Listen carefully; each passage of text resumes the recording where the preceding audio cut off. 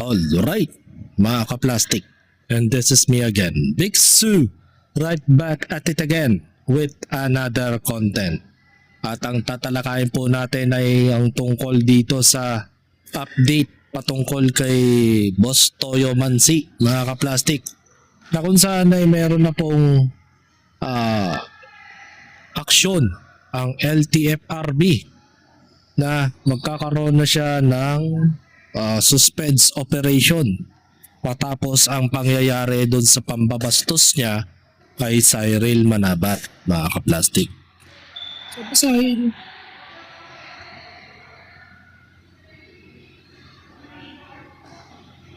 So basahin natin po itong show cause order para sa kanyang preventive suspension order. Sabi nga dito, this order is issued in view of the incident concerning the taking of the public posting of a photo with the passengers on social media, accompanied with the inappropriate caption by the respondent TNBS operator driver transport network vehicle service unit in the plate number block in violation of Memorandum Circular Number 2023-016 o implementation of Safe Space Act involving public land transportation services, and the paragraph 1 of Memorandum Circular Number 2014-011 at the revised term of conditions of CPC and providing penalties for violation thereof. Screenshots of the said post hereby attached of the video clip is available via the following link. Ayan, may nagpa-picture lang sa'yo, you're just a being. Yung link na ito, ginamit niya from the report of the News 5 o TV5. The board of the exercise in this exercise of these regulatory powers pursuant of the Section 5, Part B of the Executive Order Number 202 and Sec 16 Par of the Public Service Act hereby preventively suspends for not more than 30 days, effective immediately upon receipt thereof, the operational of TNBS of the herein in the responded operator authorized in the above number case described the render to wit. Ayan. Responded TNBS operator driver is further directed to comply the following within the 30 days preventive suspension. Ayan. Yan ang sabi dito sa memorandum ng LTFRB na binigyan siya ng 30 days preventive suspension dahil sa ginawa niyang panggagago kay Cyril Manabat, mga ka-plastic. So, yan ang napapala ng mga tao na gumagawa ka ng mga kalokohan sa buhay na hindi mo alam kung ano yung pwedeng kainat na nito, mga ka-plastic. So, mapunta tayo sa link.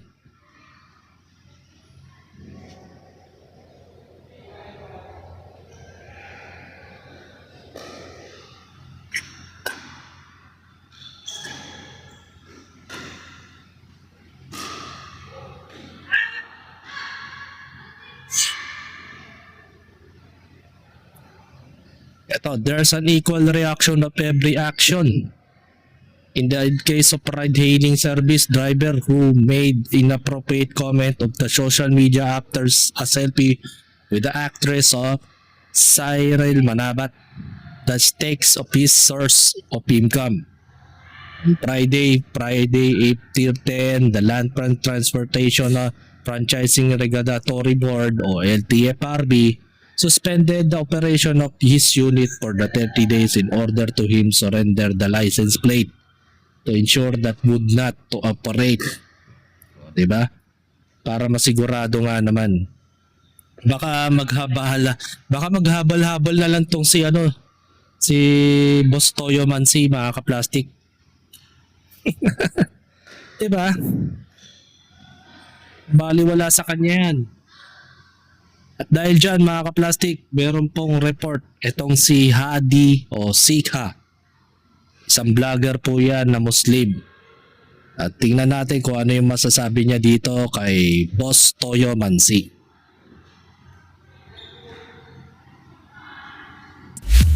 Sige, pag-usapan natin to today. Ang masterclass in self-sabotage manyakol JB Villanueva alias Boss Toyo Mansi. Ang manyak is Sinearch ko na tong pangalan na JB Villanueva. Pero hindi ko na makita rin kahit yung page niya na Boss Toyo Mansi. Siguro dineactivate niya yung dalawang account niya dahil nga naman napuputok na ang kanyang issue. Dahil kung hindi niya i-deactivate yan, maraming mga netizens ang galit dyan. Isipin mo na lang yung mga nangyayaring pagnanakaw dyan sa labas na nahuhuli ng taong bayan. Anong ginagawa ng mga taong bayan sa mga magnanakaw? Di ba kinukuyog, binubugbog, talagang hanggang mawalan na ng malay. Minsan sinisipa pa ang muka. Nakapanood ako ng ganun mga kaplastik. Kaya dapat lang talaga na hindi na magpakita ang vlog netong hayop na to na si Boss Toyo Mansi.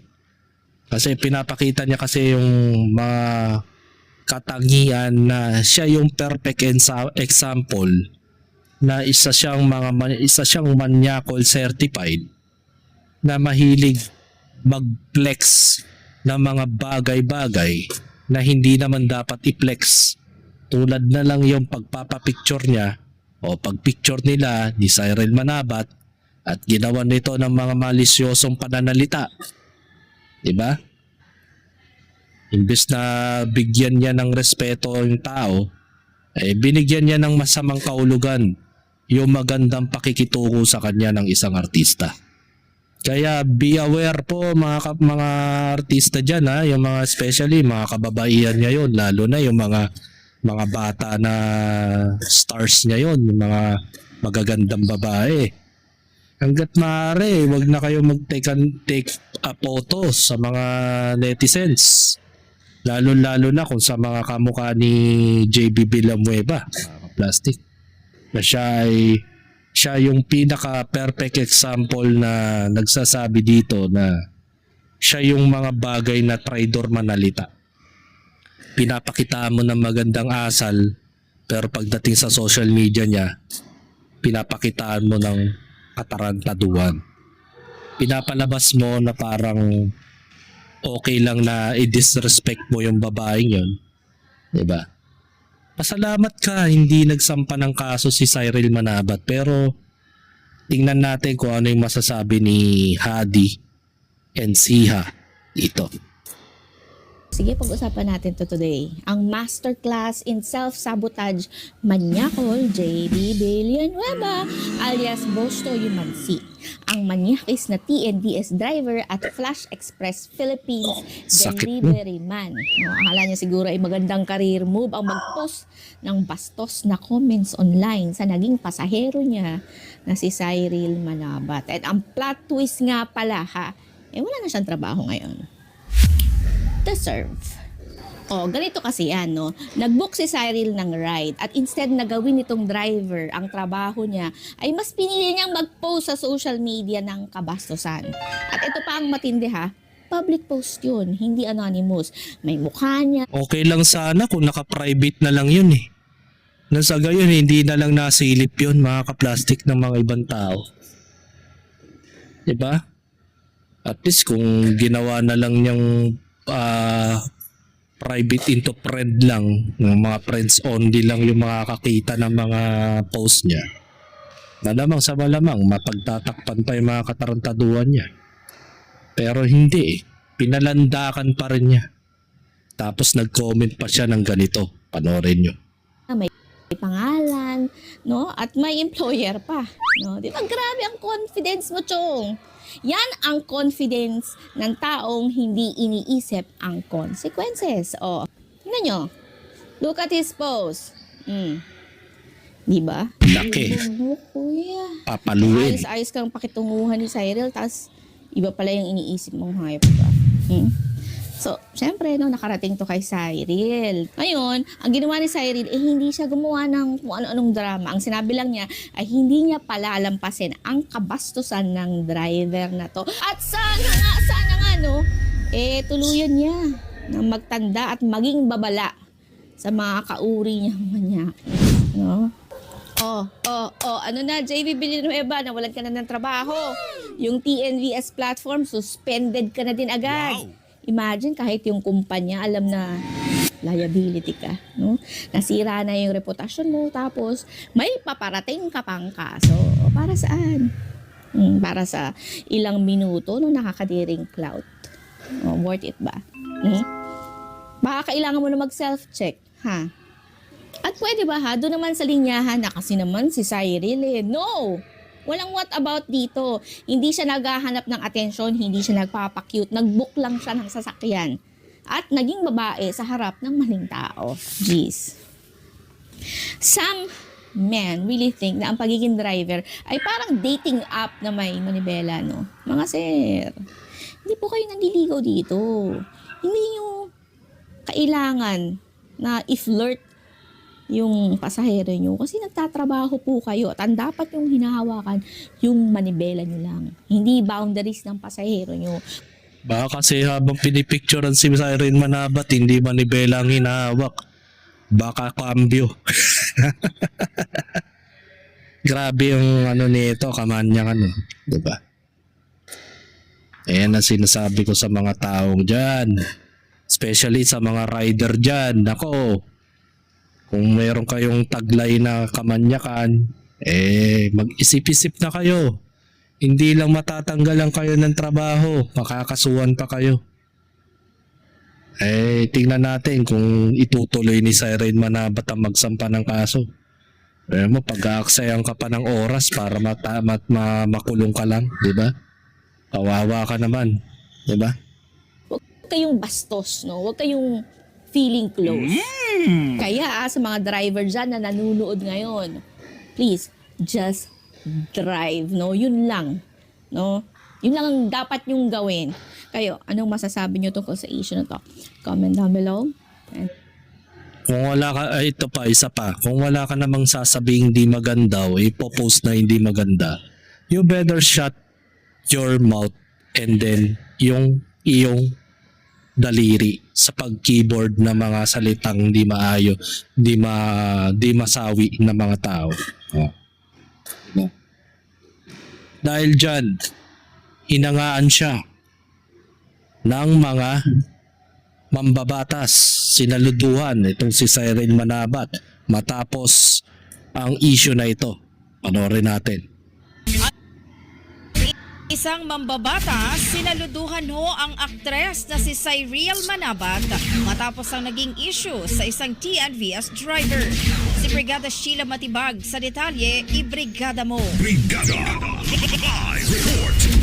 Kinilala ni Akbayan Party List Representative Dada Ismula ang katapangan ng aktres na si Cyril Manabat sa gitna ng isyong kaugnay ang umano'y bastos remarka ng isang TNVS driver sa kanya. Sa isang payag, sinabi nitong saludo siya kay Cyril at sa mga kababaihang hindi pinalalagpas ang sexual harassment. Ani Ismula, ang karahasang ito ay maaaring nangyayari rin sa marami pang kababaihan at mga bata, ngunit hindi na nagba-viral. Dahil dito, kailangan umanong dagdagan ang proteksyon upang maging ligtas kahit pa sa loob ng mga sasakyan. Sa huli, hinikayat nito ang mga kababaihan na huwag matakot magsalita. Kasabay nito ay ang pagtitiyak umano ng batas na sapat at handang sumuporta. In the heart of changing lives, ako, si Brigada Sheila Matibag ng 105.1 Brigada News FM Manila, The Music and News Authority. Bagong-bago, Brigada Ang bahaging ito ay hatid sa atin ng Ayun. Ito isang para sa mga kababayan dyan, huwag kayo matakot magsalita. Huwag niyong ikimkim yung mga nangyayari sa inyo na alam niyong ginagawa na kayo ng harassment. Kahit na TNBS pa yan, o sa mga trabaho, sa lahat ng aspeto. Hindi, ito kasi yung good example para sa mga manyakol na nilalang. Huwag kayong magpakipit balikat lang at isipin ninyo na parang okay lang sa inyo na inomolestya kayo privately, in publicly, na kahit sabihin mong kakilala mo yan, kahit katropa mo pa yan, basta hindi na maganda yung trato sa'yo, matuto po kayong lumaban. Matuto po kayo magsalita para sa iyong kaligtasan, hindi para sa for the sake of para sa katahimikan o sa ikakatahimik ng iba. Hindi tamang katwiran yun, mga kaplastik, kasi kayo rin na magsasakripisyo niyan in the end, kasi aabot sa punto na iisipin ng mga lalaki na gumaganyan sa'yo na okay lang yun na manyak-manyaking ka, sabihan ka ng mga bad words na something nakakapaul na sa pagkababae ninyo. Parang hindi na nakakatuwa yun. Kasi hindi na normal sa mga kalalakihan yung mga ganitong pananalita kung ganun yung mga trato sa inyo. Una sa lahat, sipin ninyo kayo rin nasa kalagitnaan ng mga usapan o something na mayroon kayong pinupuntahan, tapos may all of the sudden may biglang lalapit sa iyong lalaki, tapos may mga masasabi siyang di maganda sa iyo, tapos babaliwalay mo lang, kawawa kayo rin ang masasakripisyo at tutuloy-tuloyin kayo niyan. Kasi hindi ko lang intindihan kung bakit may mga lalaking ganun. Lahat naman tayo may tinataglay na pantasya sa isang babae, pero nasa lugar naman. Dapat ang mga ganyang bagay hindi talaga ipinapakita yan sa tao. Baga, minsan kasi ang pagiging nagpapantasya ka sa isang tao, nagdudulot ito ng masamang imahe. Nagiging parang, let's say, nakakapagsalita tayo ng mga hindi tama sa pandinig ng iba. Diba? Hayaan mo na lang na sarilinin mo na lang. Kumbaga kung nagagandaan ka sa isang tao, in a nice way, sabihin mo na lang na tama yung sa tamang pananalita na walang halong kabastusan, di ba? Tapos kung magpo-post man kayo sa social media, dapat maging moderated din tayo, lalo na kung public post pa yan. Akala kasi ng iba, porket maliit lang ang engagement nila, hindi na nakikita yan sa social media. Hindi nila alam, maliit lang ang engagement mo pero marami pa rin nakakakita ng mga post mo. Diba? Yan ang tatandaan ninyo. Kapag nasa mundo tayo ng social media, pag nag-post ka niyan, automatically millions of views ang possibly na makakakita niyan. Diba? Dahil dyan, ikaw ang nasakripisyo, mga kaplastik. Magkaroon ka tuloy ng preventive suspension at magkakaroon ka pa ng kaso na posibilidad na ikakulong mo sa simpleng pananalita lang nun, di ba? Nakakahiya ka. So hanggang dito na lang ang aking opinion. Baga, in-update ko lang naman kayo kung ano na ngayon ang kalagayan ni Boss Toyo Mansi. At sa ngayon ay hindi na po siya nagtatrabaho bilang isang driver ng Grab at tinanggalan na po siya ng prangkisa o ng plate para patunay na talagang hindi na siya makakapag-drive. Tandaan nyo na lang po yung itsura ng taong yan. Ito yun. Yan, tandaan nyo na lang po yung pagmumukha ng nilalang na yan kapag nakita nyo sa kalsada. Magtawag na kayo ng mga tropa ninyo, basagin nyo yung mukha nito para nang sa gayon. Magtanda para matuto siya na rumispeto sa mga kababaihan, mga kaplastik. So hanggang dito na lang ang aking opinion. And this is me again, Big Sue, lagi nagsasabing ang mga plastic ay matagal mabalok dahil ang mga plastic ay toxic. Kaya, what's up mga kaplastik? And this is Gambit, commentary video na video live stream. Signing out. Alright. Mga kaplastik, kung nagustuhan nyo ang aking video, isubscribe nyo lang ang aking channel. At the same time, i-hit nyo rin ang notification bell at yung all para ma-notify kayo sa aking susunod ko pang video sa aking YouTube channel. Maraming salamat po mga kaplastik.